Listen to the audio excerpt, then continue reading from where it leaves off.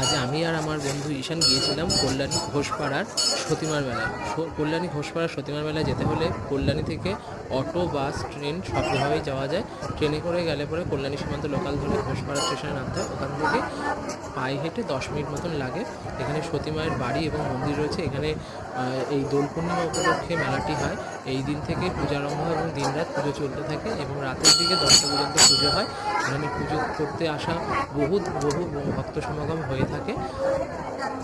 তারপরে এখানে গাছের যে গাছটা তোমরা দেখতে পাচ্ছ, ডালিম গাছ, সেই ডালিম গাছে মাটির ঘোড়া বাঁধতে হয়।